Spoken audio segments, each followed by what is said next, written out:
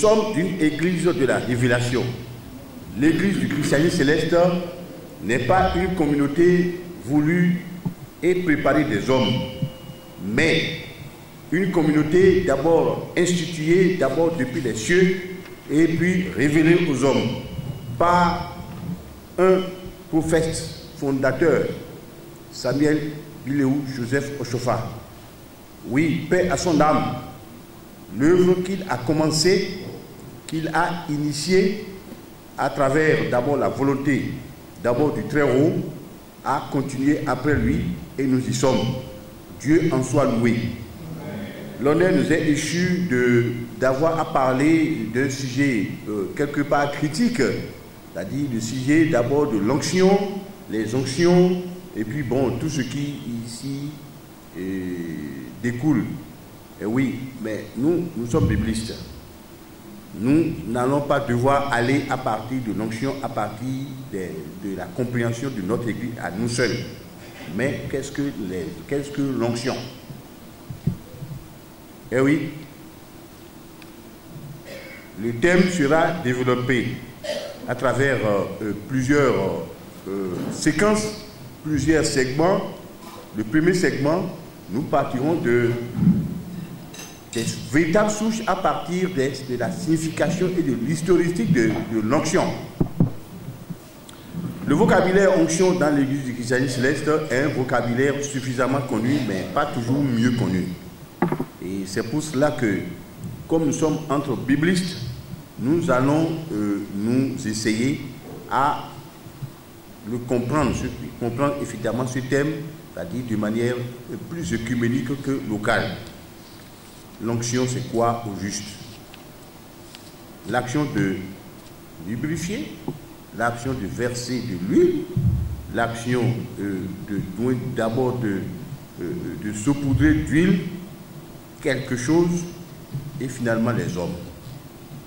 Et puis là, histoire de donner une signification particulière d'abord à cet acte-là, cet acte est devenu un acte suffisamment sacré. Et c'est ça l'onction. Nous prenons des onctions dans le christianisme céleste. Nous sommes habitués à cela. Mais il faudrait bien que, sur le plan historique et puis définitionnel, nous sachions ce que c'est. Le fait de dire on a oint, c'est qu'on a mis de l'huile sur quelque chose, ou bien on a mis de l'huile sur d'abord une chair de personne. Voilà l'onction. Et oui, il faut reprendre de l'huile sur les choses de Dieu pour les rendre différentes des choses du monde. Voilà la démarche de Dieu à travers l'institution de l'onction. Et oui, lubrifier une chose qui est dans le monde pour qu'elle devienne une chose qui appartient à Dieu. Mais en fait, historistique, les amis, je vais vous dire que ce ne sont pas les hommes qui étaient oints les premiers. Non, les hommes n'étaient pas oints les premiers. C'est la nature qui est ointe la première, parce que Dieu a oint la nature à travers le phénomène de la création. Personne n'était là quand Dieu créait ceci ou cela. Mais c'était d'abord la puissance de purification de l'univers qui était partie du Dieu de l'éternité pour la création. Donc l'onction commençait par là. C'est de l'historistique avant tout. L'onction était allée sur la nature d'abord. L'onction était allée sur les choses. Mais venons-en bien après dans l'histoire des nations, dans l'histoire, même à partir de la préhistoire, venons-en à ce que c'est que l'onction aux yeux même des hommes. Mais vous savez, Dieu est très saint. Il n'habite pas dans la saleté, dans la pourriture, dans l'imperfection. Dieu est tellement saint, tellement juste qu'il y a d'abord un véritable rempart qui sépare les hommes de Dieu à cause du péché. Alors, pour que Dieu s'approche de n'importe qui, ou de n'importe quoi, il faudrait que la chose soit sainte d'abord, ou bien l'individu soit saint d'abord. Donc, il faudrait que cet individu ou cette chose soit dissociée d'abord des autres choses, des autres individus pour appartenir d'abord à Dieu, pour être prompte à être pour Dieu avant d'être consacré. Donc il faudrait que Dieu consacre d'abord cette chose ou bien cette personne. D'où l'historétique la plus rapprochée d'abord de la notion d'onction. Évidemment, vous savez, nous partirons de l'arche, de l'alliance. Dieu devait être vu à travers l'arche par les enfants d'Israël.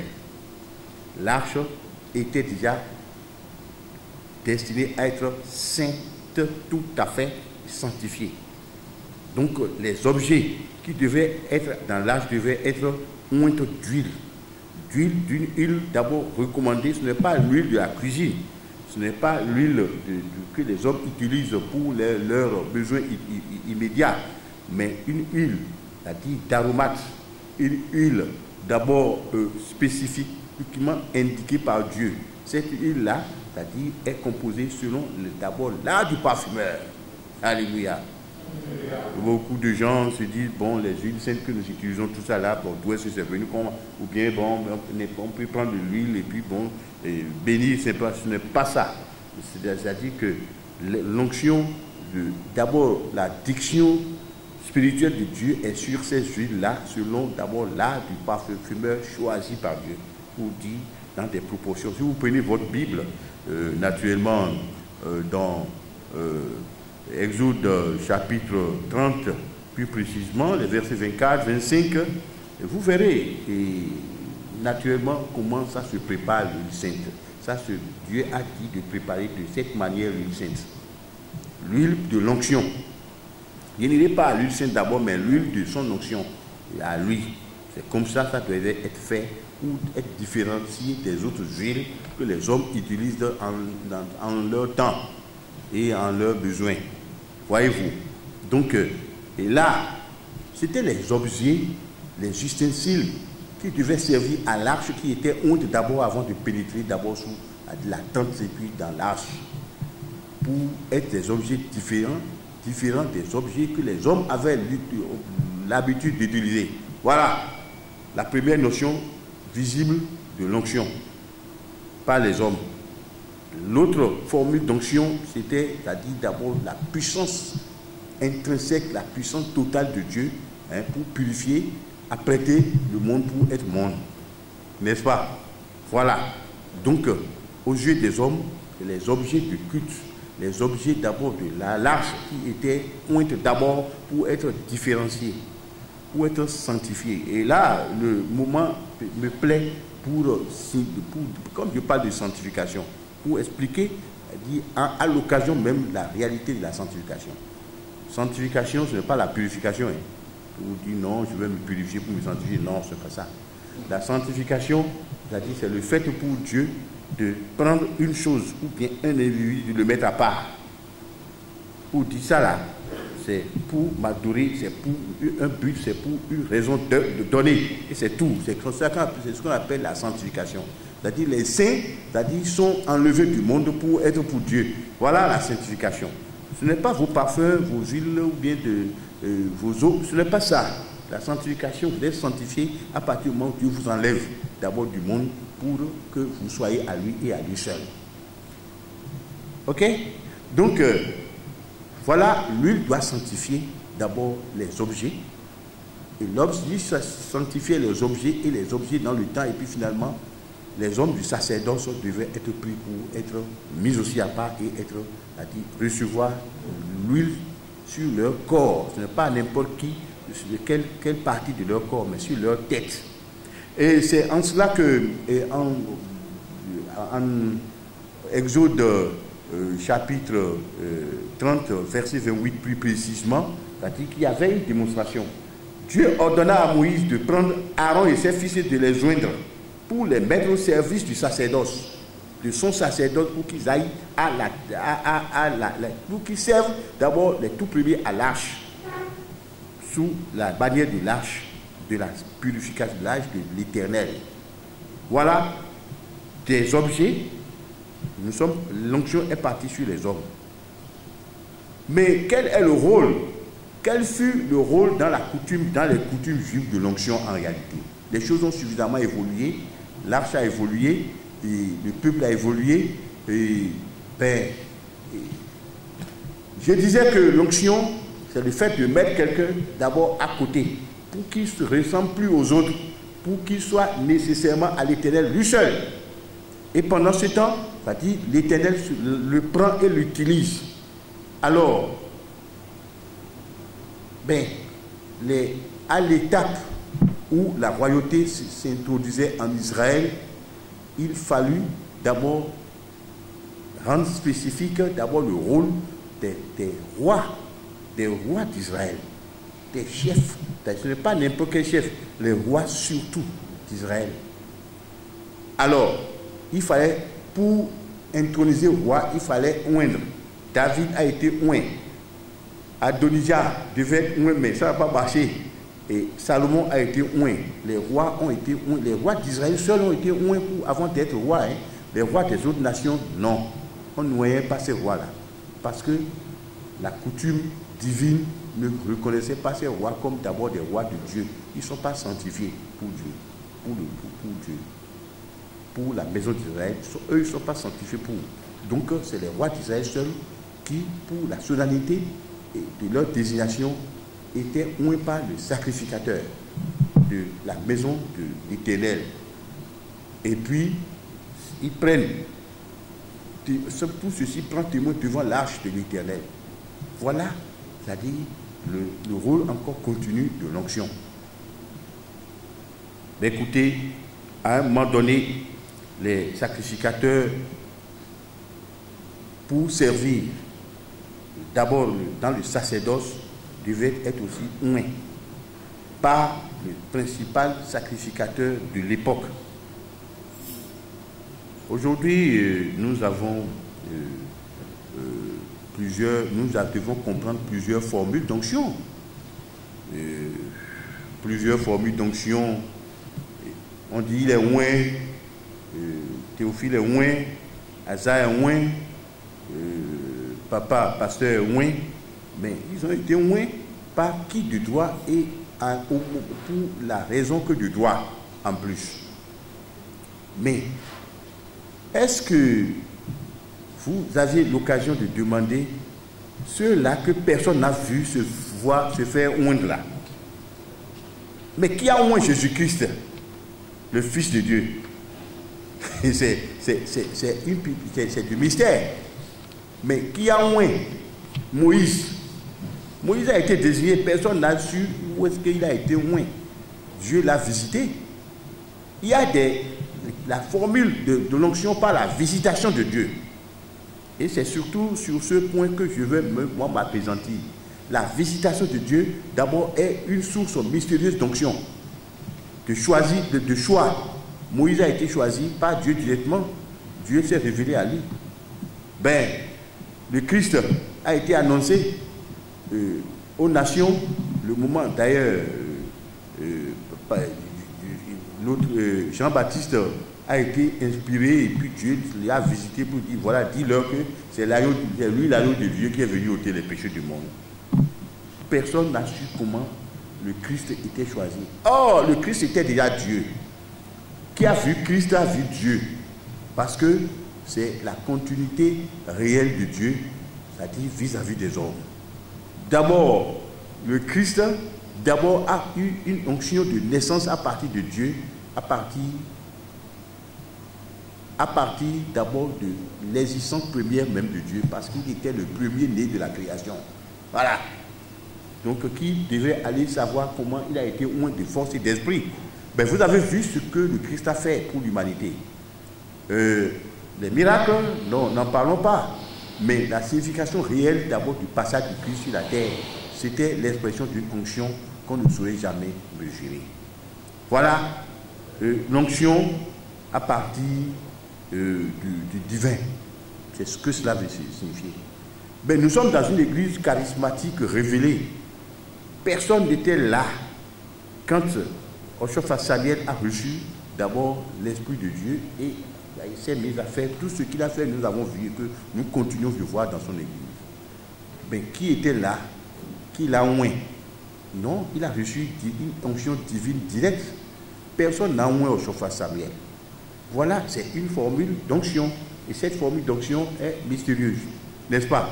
Mais au chauffeur Samuel, lui, puisqu'il a besoin d'ouvriers dans la maison que Dieu lui a confié, a décidé et a été inspiré aussi pour choisir et puis responsabiliser d'abord une flopée de personnes autour de lui pour pouvoir conduire le ministère que Dieu lui a confié.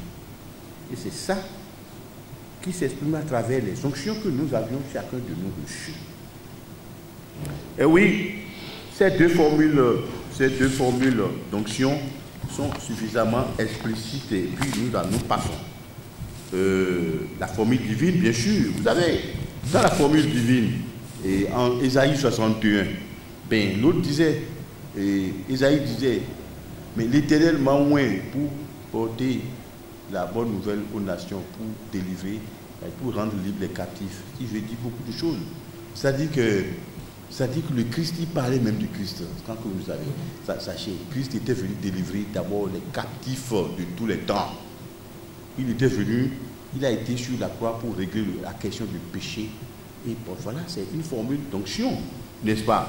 Ben, ça dit que beaucoup de ces prophètes d'abord de l'Antiquité étaient oints de manière directe de Dieu.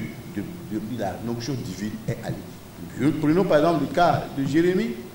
Jérémie 1, verset 5, par exemple, qui disait, et Dieu lui disait, avant que je ne t'eusse conçu dans les seins de ta maman, j'étais déjà fait prophète des nations. Lui, il était prophète des nations déjà. Mais qui était là quand Dieu lui confia sa mission, sa force, sa puissance? Dieu ne l'avait pas désigné aux yeux des gens. Mais Dieu disait même qu'avant que lui ne fût créé, d'abord dans le ventre de sa mère, il avait déjà fait de lui le prophète des nations. Ça là, c'est des exemples, par exemple, et que nous pouvons toujours donner. Mais quand Noé devrait être instruit pour construire la barque d'abord mystérieuse que personne, dont les dimensions n'auraient été maîtrisées par personne sur la terre, c'est-à-dire pour une œuvre ponctuelle d'abord de salut. Mais, c'est-à-dire, il recevait une certaine onction, une responsabilité indirecte, et puis c'était entre Dieu et lui seul, ça s'arrête là, n'est-ce pas? Mais Abraham, père de la foi, mais la manière dont il a été désigné, lui-même aussi n'entendait pas. Nous étions, si vous voulez savoir la période, les périodes où ça s'est passé, lui, il n'avait existé que pour Abraham. Quand Noé finissait sa mission, qu'il mourait, Dieu savait qu'il devait oindre d'esprit une autre génération de personnes pour conduire d'abord les enfants perdus d'Israël, les enfants que le monde a pervertis dans le péché. Ces enfants seront conduits d'abord par la foi à lui. Donc il fallut créer une famille, la famille d'abord de la foi, la famille à partir de laquelle les hommes devraient être sauvés, c'est-à-dire rien que par la foi et non par leurs œuvres. Abraham naquit en 2020 avant Jésus-Christ, n'est-ce pas, 2018 avant Jésus-Christ plus précisément, alors que Noé, lui, il mourut en 2020 avant Jésus-Christ, 2 ans. Donc il ne devait pas avoir un vide dans le plan d'abord du salut de l'humanité. L'onction du salut de l'humanité était confiée à Abraham. Alléluia. Et puis là, alléluia. Alléluia. Mais vous voulez savoir toujours ça, non? Vous voulez toujours savoir, non? Ben, c'est comme ça. Et puis cette onction-là, l'onction d'abord du salut de l'humanité par la foi. Ce n'est plus les œuvres, c'est-à-dire il n'y a plus les moutons. Mais vous allez tuer les moutons, les béliers, tout ça là. Dieu a voulu que ce soit ça, il avait dit ça, non, mais il dit, le temps viendra où je ne dirai plus ça, c'est-à-dire les gens seront sauvés par la foi. Donc, l'onction d'abord de la foi, l'onction basée sur la foi a été confiée à Abraham. Dieu l'a mis dans des épreuves que vous connaissiez. Son fils qui devait immoler. Bon, il y avait Moridia. C'était à la montagne de Moridia que tout devait se faire, le grand sacrifice devait se passer. Or, il y avait Golgotha déjà qui était prévu pour d'abord les autres siècles à venir, pour représenter ce Moridja-là. Parce que le fils, il dit, mais toi, tu es ton fils. Pour moi, il voulait tuer le fils de Dieu. Dit non, je n'ai plus dit ça. Voilà le bélier. Mais le bélier de Dieu, mais quand nous prenons dans Jean 30, par exemple, et que Jean, lui, partit, ayant reçu une onction d'aller se faire purifier au désert. Il était allé se faire purifier, il mangeait des sauterelles, il est séparé du monde parce que Dieu voulait l'utiliser lui ponctuellement dans une seule onction, dans sa petite, dans sa seule onction qui devait, par laquelle le monde devait sauver. Il dit, ben, voilà, ton onction, c'est pour révéler que le Christ est l'agneau de Dieu qui est venu ôter les péchés du monde. L'autre agneau là, le premier agneau de Moridja là, ça dit c'est fini. Mais l'agneau de Dieu, le vrai agneau de Dieu là, ça dit c'est le Christ. Toi, révèle ça, c'est son onction. Ben, vous savez, les amis, l'onction dont on parle, c'est-à-dire vous serez peut-être, vous êtes pressés que je vous parle de l'onction selon la chrétienté céleste. Oui, mais on en viendra. Naturellement, on en viendra. Mais non, vous savez, toujours au cours de l'histoire, ces formules d'onction ont été encore utilisées par Dieu, c'est-à-dire à travers la venue du Saint-Esprit, la révélation totale du Saint-Esprit.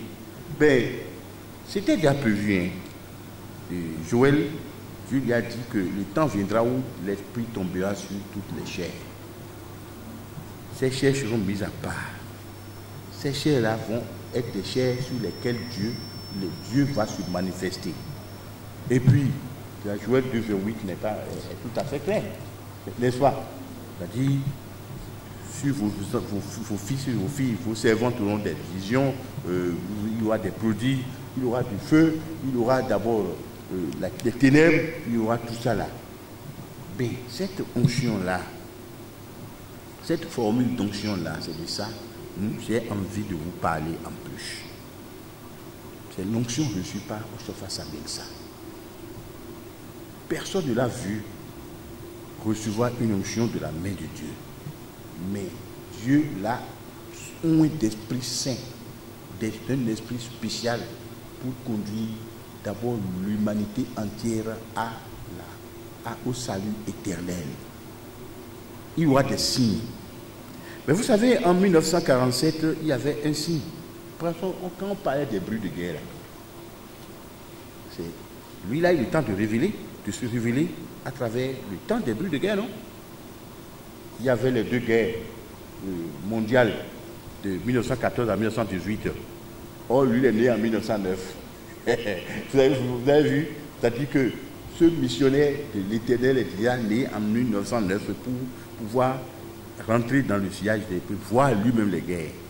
Ben, vous savez, quelqu'un avait été oint pour révéler d'abord la venue future de Oshofa. Il n'est pas chrétien céleste. C'est Harry, le pasteur Harry.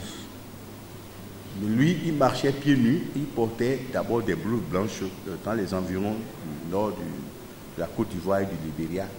Et il faisait tout ce que Oshofa faisait. Il faisait tellement de miracles. Les gens disaient, on allait voir pour dire, mais est-ce que ce n'est pas toi l'homme que nous attendons? Il dit non. Il y a le prophète aux pieds nus qui n'est pas encore loin de Dieu. Mais le jour où il aura reçu l'onction d'abord de Dieu, il va révéler toutes les dernières choses d'abord entre Dieu et les hommes. Il ne pouvait plus, il ne connaissait pas Oshofa, le prophète aux pieds nus. Il va porter les mêmes habits que moi. Il va marcher pieds nus, lui. Mais moi, je ne marche pas pieds nus. Moi, là, je porte des blouses blanches. Je guéris les gens. Je fais beaucoup de choses. Mais ce que je fais, c'est insignifiant par rapport à ce que lui fera. Et puis, ce prophète aux pieds nus, là, viendra. Et c'est lui qui va nous montrer d'abord le dernier chemin de Dieu. Alléluia. Alléluia. Jésus-Christ a mis sur Oshofa Samuel l'onction de la dernière bague. D'abord, vous savez, la fin des temps est proche. Hein. C'est-à-dire tous les signes que nous sommes en train de voir, on n'a pas eu des bruits de guerre. Pendant que les bruits de guerre étaient là, d'abord de 44 à 48, vous avez vu les véritables guerres. Au point où c'était, vous savez, le monde devait être exterminé à partir d'Hiroshima. Hein, en 1945, par exemple. Le monde devait être exterminé. Mais Dieu dit, ce n'est pas encore ça, c'est le moment où je vais, ce n'est pas encore la fin. C'est le moment où je vais révéler à travers d'abord l'onction de la dernière bague. C'est-à-dire ce que vous allez voir. Et puis, si vous ne rentrez pas dans cette dernière bague-là, vous êtes foutus. Alléluia. Alléluia. Oui, moi, je me plais à expliquer l'onction de la dernière bague. Nous savons que, vous savez pourquoi Jésus-Christ n'a pas permis des onctions aux apôtres. Jésus-Christ a envoyé l'Esprit Saint directement sur les apôtres. On n'avait plus la coutume des onctions, d'abord sacerdotales du temps des anciens d'Israël, a été mis de côté par le Christ, parce que lui devait se révéler à travers d'abord une onction de salut pour l'humanité. Parce que lui était parti sur la croix, régler une situation que personne ne pouvait régler. Parce que les boucs, les béliers n'ont pas marché, c'est-à-dire dans leur sacrifice, offrant dans le sacrifice. Donc, lui, l'agneau de Dieu est allé sur la croix, il a versé son sang, et puis le monde est purifié. Il était libre de choisir ses missionnaires de la manière dont il veut, lui. C'est ainsi que, il dit, allez à Jérusalem, restez là-bas, vous allez attendre, vous allez voir ce qui va se passer. Acte 2, à partir du verset 1er, bon, mais écoutez, vous avez vu, c'est-à-dire comment le Saint-Esprit est descendu sur d'abord Pierre et les autres apôtres, et chacun entendait le message qui venait de Dieu, d'abord dans sa langue à Jérusalem. C'était une onction mystérieuse.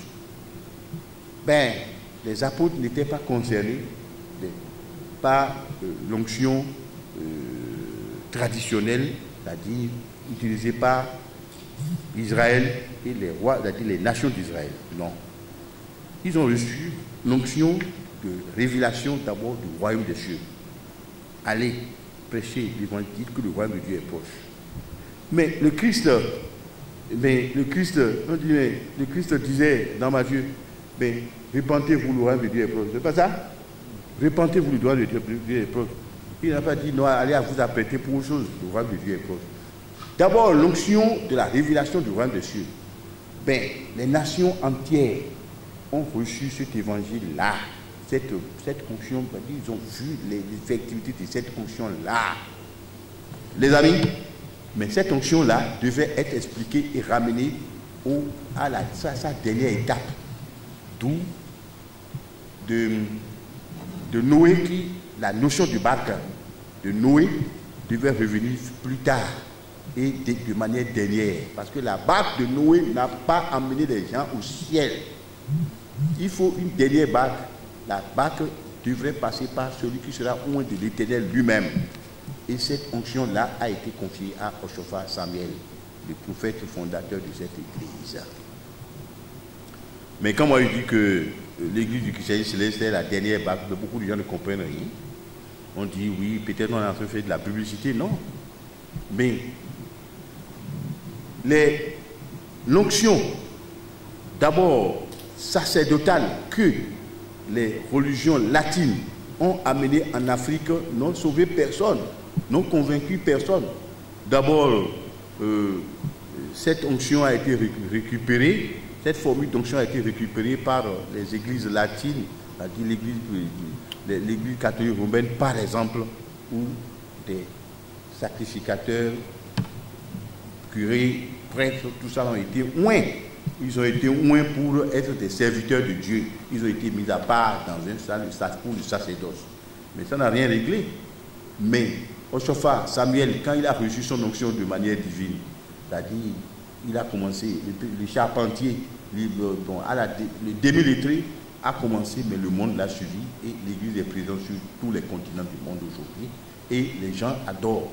Mais il a dit, mais écoutez, Dieu lui a dit, mais tu vas fonder une religion. Lui est sur le christianisme, parce que tu vas fonder une religion, les gens n'adoreront que Dieu seul. Moi seul, parce que tout ce qu'ils ont fait là n'a pas marché. Ils boivent à la coupe du monde et ils viennent boire ma coupe. C'est que ton onction là, c'est d'expliquer au peuple. Mais je vais t'accompagner de prodiges, de miracles. Les gens vont croire en toi. Vas-y seulement. Il dit, mais comment il va faire? Il dit, non, tu vas voir. Et voilà. Il est arrivé. Il y avait 200 personnes qui avaient reçu l'Esprit le premier jour, c'est-à-dire de la révélation sur la ville du Port-Nouveau. Et le jour-là, il y a eu ténèbres dans les cieux, en plein jour. N'est-ce pas?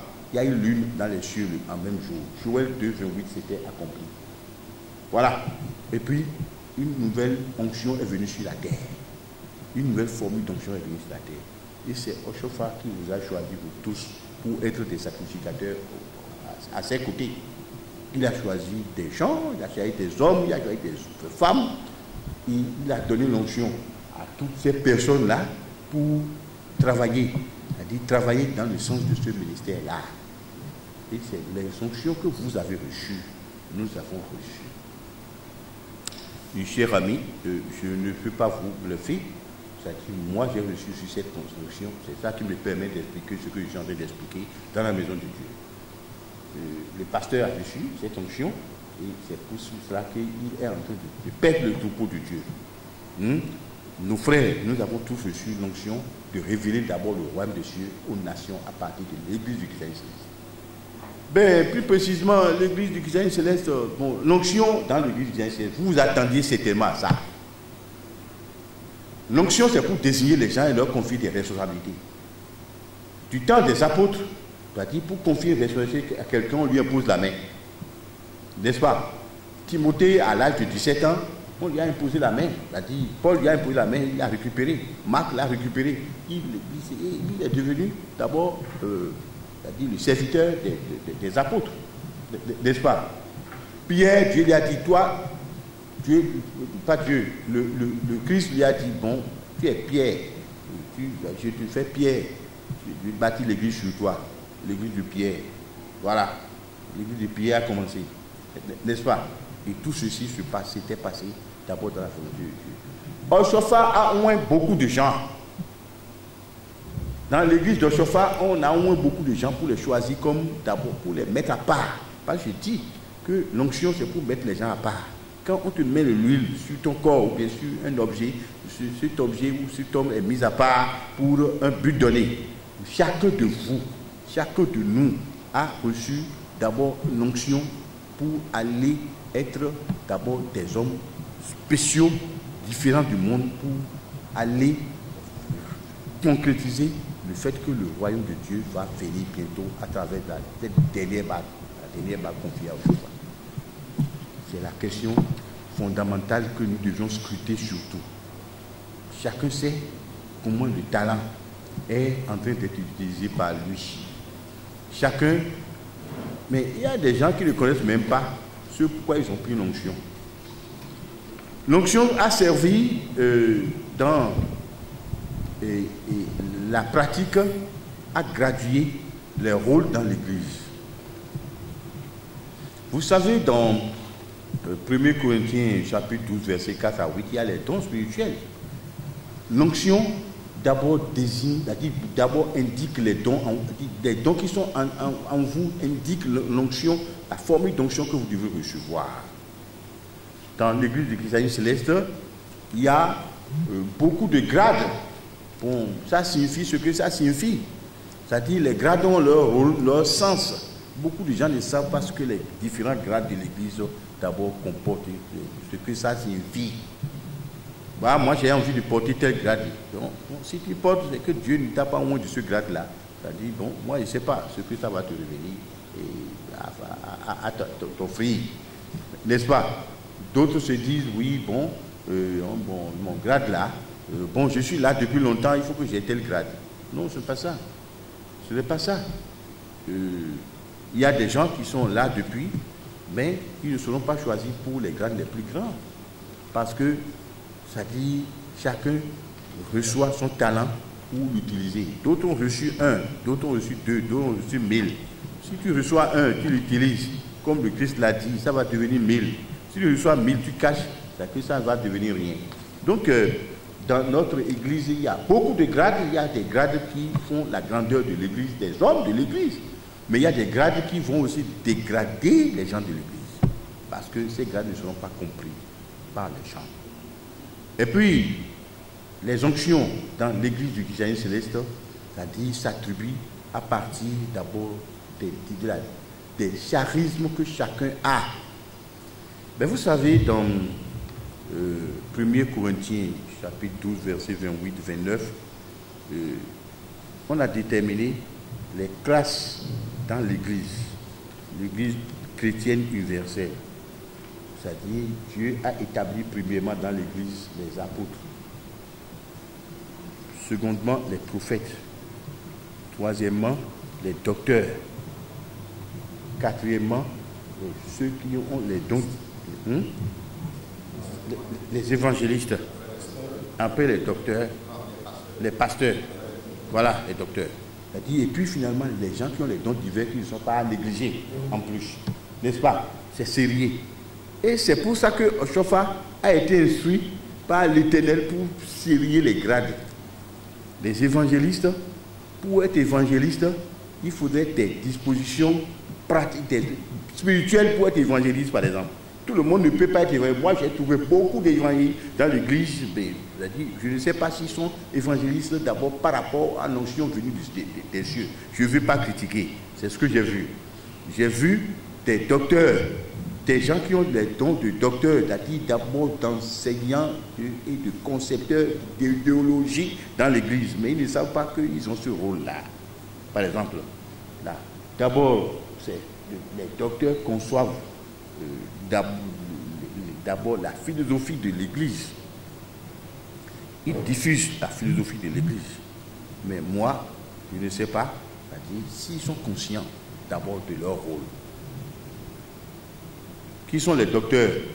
Les Alagba, nos Alagba sont les docteurs de l'église. C'est eux les docteurs de l'église. Ils sont là. Ils sont là pour encadrer. Ils sont là pour protéger la philosophie, l'idéologie de l'église. Mais on ne les voit plus. Il n'y a plus d'Alagba. Dans les nouveaux rangs, je n'ai pas compris pourquoi ils ont tous. C'est parce que le rôle a été tellement mal expliqué que on dit va galvauder, mal expliqué à un moment donné. Déjà, mais en 1974, Oshofa Samuel a pris une disposition pour révaloriser le rang des Alagba. Parce que, entre-temps, des votants, on peut devenir directement Alagba. On dit c'est pour les vieux, c'est pour les non. C'est pour les concepteurs de l'église, dans l'église. N'est-ce pas? Alors, voyez-vous, mais il dit bon, il faut sérieux pour qu'il soit, il puisse mieux se former. Il a institué le grade des assistants à l'Alagba pour les préparer, d'abord ceux qui doivent être à l'Alagba, à être de vrais Alagba, pour être ancrés d'abord dans les doctrines de l'église et concevoir les nouvelles doctrines pour l'église. Bon, Oshofa est parti, il n'y a plus d'assistant à l'Alagba en tant que tel, plus personne ne prend même à l'Alagba. Bon, ça je ne veux pas dire. Mais, à un moment donné, il y a eu la promotion indirecte d'abord des leaders. Au fait, les apôtres sont les porteurs de l'administration de l'Église. Les leaders. Parce qu'on a dit que les leaders peuvent devenir évangélistes un jour. Tout le monde a préféré devenir leader. Des leaders sans la Bible, des leaders sans la connaissance, sans la parole de connaissance, des leaders sans le charisme de gestion des âmes, plutôt. L'apôtre est le gestionnaire des âmes dans l'église. Beaucoup de gens se disent, oui, il faut qu'il soit prédicateur seulement. Non, non, non, ce n'est pas ça. Hein. L'apôtre d'abord a le charisme d'abord de gérer les âmes des membres de l'église. Il doit se sentir responsable d'abord de ses âmes devant l'Éternel. Parce que par rapport à l'onction qu'il a reçue, il est responsable d'abord de ses âmes devant l'Éternel. Voilà.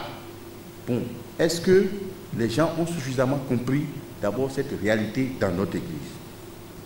N'est-ce pas? Il y a des prophètes, non? Les prophètes dans l'église ont reçu des onctions de visionnaires.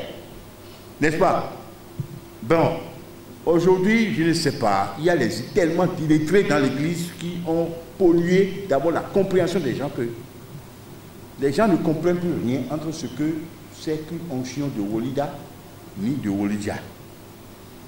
Comme les illettrés sont nombreux dans l'église, bon, Salomon a dit le manque de science n'est bon pour personne. Sincèrement. On dit Wolidia, chef, Wolidia, et puis non. C'est-à-dire que comment on devient Wolidia et comment on devient Wolida selon les onctions. Vous voulez que je vous explique ça? Un Wolidia, il a évolué normalement de son Woli des photos. Il devient assistant. Le jour où il devait devenir assistant, Wolida ou Wolida, il faudrait qu'il soit déjà un prédicateur. Oui, les gens pensent que les visionnaires ne doivent pas être prédicateurs, qu'ils ne doivent même pas lire la Bible. C'est faux. Pour être assistant au leader, il faudrait déjà être prédicateur. Maintenant, il faudrait avoir le don d'expliquer d'abord les visions des autres, le don d'expliquer les rêves des autres. Si vous avez ces dons-là, votre onction va vous permettre d'être assistant au leader. Vous évoluez au leader, Seigneur Olida et vénérable Seigneur Olida. Et puis, l'organisation ancienne de la hiérarchie spirituelle de l'église du christianisme céleste a bien arrêté, et ça, Samuel a bien arrêté. Il dit, le grade d'évangéliste ne sera donné que sur son inspiration personnelle en cas de besoin seulement. Et puis, ceux qui seront évangélistes, c'est les gens qui ont des dons d'apôtres dans l'église. Ceux qui ont le don de leader dans l'église, qui font évoluer senior leader, vénérable senior leader, ils vont rester là toute leur vie parce qu'ils ne seront pas évangélistes systématiquement. Bon, aujourd'hui, il y a les onctions d'évangélistes, d'assistants évangélistes, tout le monde prend évangéliste dans l'église. Je ne veux pas critiquer. C'est ce que nous sommes en train de voir. Ben, maintenant, chez les femmes aussi, c'est-à-dire la question des grades spirituels se pose. Ça se pose. Les onctions, c'est-à-dire, les déterminent comme des mamans. Au lit, par exemple, les photos d'abord, assistante maman au lit, maman au lit, Olidja ou Olida, c'est-à-dire femme, hein, et ainsi de suite. Mais les femmes ne prêchent pas dans notre église. Mais les femmes peuvent enseigner d'abord la parole de Dieu, c'est-à-dire, et entretenir d'abord le peuple de Dieu avec la parole de Dieu, c'est-à-dire en formant à la base, en pépinière nos enfants, nos jeunes filles. Oui, ce n'est pas interdit. Et nos femmes peuvent lire et comprendre correctement la Bible, expliquer la Bible au même degré que les hommes. Seulement que il ne leur est pas permis d'aller sur le public, parce que le pupitre pour l'enseigner. Mais les femmes, elles peuvent être bien ancrées dans la parole de Dieu, n'est-ce pas? Personne n'en parle. Les grades, bon, d'abord, maman Olija, maman ceci, jusqu'à vénérable. Mais les choses ont évolué d'une certaine manière, mais est-ce que c'est en bien ou en mal? Moi, je saurais le dire. Mais aujourd'hui, tous ceux qui n'ont pas des dons d'apôtres dans l'église sont en train d'être investis dans des onctions de rôle d'apôtre. Un apostolat, c'est quoi? C'est une mission ponctuelle, particulière que Dieu aurait confiée à un individu. L'apôtre de l'église du christianisme céleste, il y a un seul apôtre de l'église du christianisme céleste. Et c'est à lui qu'on a confié la mission de créer la dernière bâtisse. C'est Samuel Iléou Joseph Ochopa. C'est lui seul qui est apôtre de l'église. Tout le reste, personne n'est apôtre. Parce que l'apostolat qu'on a confié à Ochopa est unique. On n'a pas confié un apostolat parallèle de l'église du christianisme céleste à quelqu'un d'autre. Et puis ce qu'on lui a confié comme apostolat, il a démontré de son vivant et même après sa mort, l'apostolat a continué. Chez mes amis, il n'y a pas de difficulté dans cette église pour comprendre la question de l'onction. L'onction, c'est ça que je vous ai expliqué. Les questions relatives à l'onction, c'est ça que je vous ai expliqué. Les grades, les ceci, les cela, c'est juste pour pouvoir graduer les gens dans les rôles. Ce n'est pas que les grades vont faire en sorte que l'un sera plus aimé de Dieu que par rapport à l'autre. Non. Nous sommes tous des enfants de Dieu, des serviteurs de Dieu, chacun dans son rôle, chacun dans son ministère. C'est-à-dire, il y a des... Vous savez, dans Moïse, son beau-père Madian lui a dit, mais toi, tu gères seul toutes les affaires du peuple. Même. Prends des chefs de 100, des chefs de 1000, des chefs de 10, des chefs de 50, et qu'ils gèrent les affaires à leur niveau, et que quand ils seront submergés, qu'ils viennent à toi pour que tu tranches, pour que tu gères, sinon tu seras fatigué. Ochofa a désigné d'abord des chefs de 1000 à sa manière. Il a désigné des évangélistes, il a désigné des évangélistes, il a désigné des alabas, il a désigné des wolidas, pour contrôler la vision des wolidas. Ah oui, et puis de tous les autres visionnaires, les wolidas sont là ils ont pour rôle de contrôler, d'être surveillants d'abord des wolidas et de tous les autres visionnaires. Parce que eux autres, ils ont l'esprit ils ont le don d'interpréter, ils ont l'esprit de discernement, bon, des esprits. Ils peuvent dire, oui, cet esprit qui parle n'est pas de Dieu. Donc, ils peuvent ne pas émettre, mais ils sont là, Dieu leur parle. C'est comme ça qu'on est devenu oligarque. Comment on devient à la base, je vous ai dit. Comment on devient leader, je vous ai dit. Comment on devient d'abord maman d'église, je vous ai dit. Là, c'est les rôles liés aux fonctions. Mais quand est-ce que vous êtes en train de comprendre la chose de cette manière-là? C'est la question que je m'avais vous poser, et puis mon débat est terminé. Que Dieu vous bénisse. Amen.